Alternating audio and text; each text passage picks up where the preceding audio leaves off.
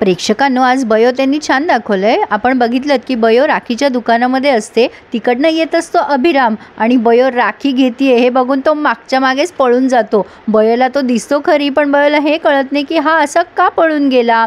तर आता इकडे बयो खूप खुश झालेली असते। तिने एक छोटासा राखीचा गोंडा विकत घेतलेला असतो आरव दादासाठी। पण इकडे मात्र आरवची राखी पौर्णिमा संपन्न झाली आहे इरासोबत। इराने त्याला राखी बांधली आणि त्यानेच केलेला तो अंजीरचा का कसला हलवा त्याला खाऊ घातलाय, जो अप्रतिम केलेला असतो आरवने। इरा म्हणते, दादा माझं गिफ्ट। आरव म्हणतो, तुला मी आणलेलं गिफ्ट चालत नाही, तूच सांग तुला काय हवंय। इरा म्हणते, काय रे दादा, ते काहीतरी फडतूस गिफ्ट आणतोस आणि त्याला इमोशनल टच देतो। मला ना ब्रँडेड गिफ्ट आवडतात, ते देत जा, पण या राखी पौर्णिमेला मला एक स्पेशल गिफ्ट हवंय। तू त्या बयोशी ना सगळे संबंध तोडून टाकायचे, मम्मा म्हणतेस ना तसं करायचं। चल, माझ्यासाठी हे गिफ्ट देऊ शकशील का। आता आरव जरा विचार करतो। खरं तर आरवला हे पटत नाहीये, पण आरवला निर्णय स्वातंत्र्य नाहीये प्रेक्षकांनो, आणि तो इराला म्हणतो, होईल तुझ्या मनासारखं। तर आता इराने हलवा खाल्लाय आणि निघालेत कॉलेजला हे दोघं जण। आता बयो तिथे राखी घेते आणि तिथे तो चोर असतो ज्याने पहिल्या दिवशी बयोला मदतही केली आणि तिची बॅग चोरायची प्रयत्न केला होता। आता बयो त्याच्यावर खूप ओरडते, काय रे, त्या दिवशी फणसाची खोटी शपथ घेतलीस ना, सगळं मुसळ गेलं की केरात। त्यावर हा म्हणतो, नाही नाही अगं, तुला वाटतंय तसं नाहीये, मी चोरी नव्हतो करत, ते बादलीमध्ये कचरं पडत होतं ना। बयो म्हणते, खोटं बोलतोस ना माझ्याशी। बयो त्याला चांगलाच दम भरते, हे बघ मी कोणालाही ना 2च चान्स देत असते। आता तो म्हणतो, पहिला गेला, आता हा माझा दुसरा म्हणजे शेवटचा चान्स। बयो म्हणते, हो 2 चान्स देणार मी तुला, आणि आता जर का मला पुन्हा चोरी करताना दिसला तर मी स्वतः तुला पोलिसांच्या हवाली करेल। आता तो बयोला सॉरी म्हणायला लागतो आणि नाही नाही नाही नाही आता मी असं कधीच करणार नाही। आणि तिथे राखी असते बयोच्या हातात, तर राखीची शपथ घेऊन सांगतो असं म्हणतोय तो।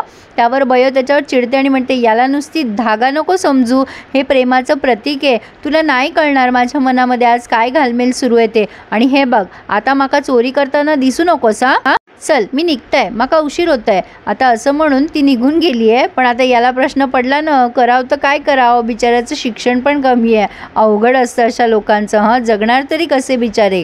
पण त्यासाठी चोरी हा अयोग्यच पर्याय। आता ही कॉलेजला आली आहे आणि म्हणतीये, अभिराम कुठे, वैभवी दिसली आहे तिला। वैभवी म्हणते, ते काय, तो तिथे बसलाय, पण काय ग, हे काय तुझ्या हातात राखी, कोणाला बांधणार आहेस। वयो म्हणते, सांगते तुला, थांब जरा। आता या दोघी अभिराम जवळ येतात, तर अभिराम पुन्हा मला काम आहे म्हणून पळून जातोय। वैभवी म्हणते, काय ग, तुझ्या लक्षात नाही आलं का, तुझ्या हातात काय आहे।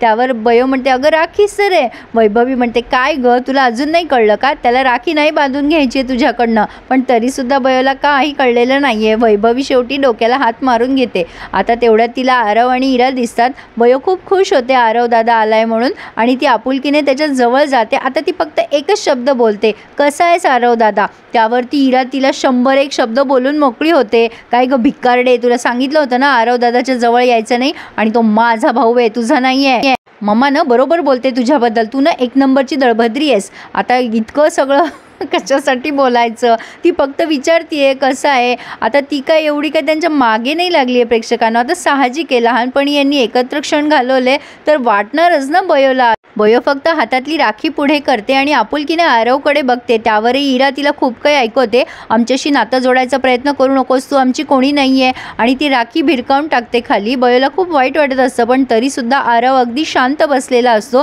खरं तर त्याच्या मनाला हे पटत नसतं, पण तरीसुद्धा आरव इतका शांत आहे प्रेक्षकांनो। एवढं कोणाच्या वर्चस्वाखाली येऊ नये हे अत्यंत चुकीचं आहे, पण तरीसुद्धा इरा आणि गौतमी सारख्या बाया असल्या तर अवघड आहे असो। पण आता इराने तिला खूप काही ऐकवलंय की हा माझा भाऊ आहे, तो हे डोक्यामध्ये फिक्स करून ठेवायचं, तुझा त्याच्याशी काही संबंध नाही आणि पुन्हा पुन्हा आमच्या पाठी लागू नकोस हा। आरव म्हणत असतो, थांब इरा शांत हो, पण ती काय ऐकत नसते। आता ती बयो ती खाली पडलेली राखी उचलते, पण तिच्या डोळ्यातनं अश्रू आलेत आणि आरवला पण फार वाईट वाटते। बयो त्याच्याकडे पुन्हा आपुलकीने बघते, पण आरव मात्र दुसरीकडे तोंड फिरवून घेतोय। इरा म्हणते, चल दादा इकडनं। आता बयो पुन्हा एकच शब्द म्हणते की दादा, बाबा कसे आहेत रे आपले। आता ही पुन्हा त्याच्यावरनं तिला 50 शब्द ऐकवते, ए बाबा तुझा नाही, तो माझा बाबा आहे, आणि तुझ्यामुळे ना आमची हॅपी फॅमिली सॅड झाली, माझा बाबा आम्हाला सोडून निघून गेला, फक्त आणि फक्त तुझ्यामुळे आमच्या फॅमिलीची वाट लावलीस तू, दळभद्री कुठली। आणि आता पुन्हा तिला बरंच काही ऐकवते आणि आरवला तिथून ओढून घेऊन जाते। बिचारी बयो, तिला फार वाईट वाटतं प्रेक्षकांनो. खरंच आहे, चांगल्या लोकांना ना जगात वावच नाही आहे प्रेक्षकांनो. खरंच अवघड आहे. असो, तर आता ही इरा क्लासमध्ये गेल्यावर पण आरवच्या डोक्याशी बुणबुण करत असते. ती बयो किती निर्लज्ज आहे ना, अशीच आहे ना, तशीच आहे ना. शेवटी आरव म्हणतो, बस कर गं इरा, किती बडबड करतेस, सारखं तेच बोलू नको. तो आता दुसऱ्या जागेवर जाऊन बसतो. तिकडूनही त्याला सारखी म्हणत असते, ए दादा इकडे ये, जा नाही तर बस तिकडेच. आणि आता गपचूप बसलेली असते ती.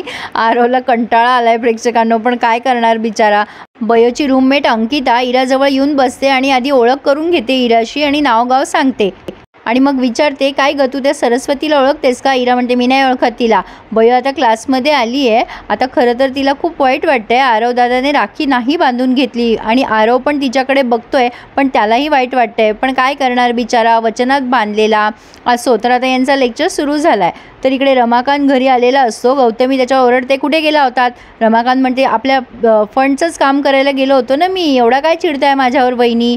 आता ती गौतमी म्हणते, ती बयो अजून त्याच कॉलेजमध्ये, अजून गेली नाही आहे ती तिथून. आता रमाकांत पुढे काही बोलणार, तेवढ्यात गौतमीला कॉल आलेला असतो. रमाकांत बघत असतो कोणाचा कॉल आहे. गौतमी त्याच्यावर ओरडते, इथे काय बघताय झाकून, चला निघा इथून. रमाकांतचं माकड करून ठेवलं आहे गौतमीने.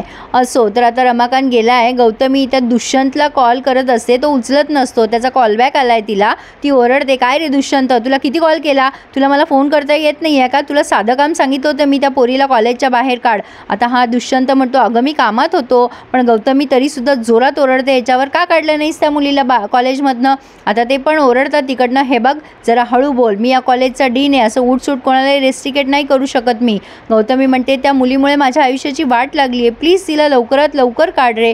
आणि आता ती सॉरी पण म्हणते आणि मग फोन ठेवून देते. पण आता प्रेक्षकांनो, या दुष्यंतलाही जरा चुटपुट लागली आहे की गौतमीची आणि हिची नेमकी दुश्मनी काय असेल. असो, इथे त्यांनी हा रिव्ह्यू पूर्ण केला आहे. पण पुढे आपण बघतोय प्रेक्षकांनो की डॉक्टरांची अवस्था अतिशय वाईट केलेली आहे गौतमीने. आणि तिथे बयो बाजूने जात असते आणि डॉक्टर बयो बयो म्हणत असतात. बयोला दिसते की त्या रूममध्ये लॉक आहे, पण आतून तांब्या पडल्याचा आवाज आला आहे. तर तुम्हाला काय वाटतं, बयो आणि डॉक्टरांची एवढ्या लवकर भेट होईल का? मला नाही वाटत प्रेक्षकांनो एवढ्या लवकर डॉक्टर बयोला भेटतील म्हणून. अजून बरंच सस्पेन्स दाखवतील ते. तुम्हाला काय वाटतं मला आवर्जून कळवा. आणि प्लीज प्रेक्षकांनो, ज्यांनी कोणी अजून चॅनलला सबस्क्राईब नसेल केले त्यांनी प्लीज आपल्या चॅनलला सबस्क्राईब करा आणि सगळे रिव्ह्यूज एन्जॉय करा. धन्यवाद.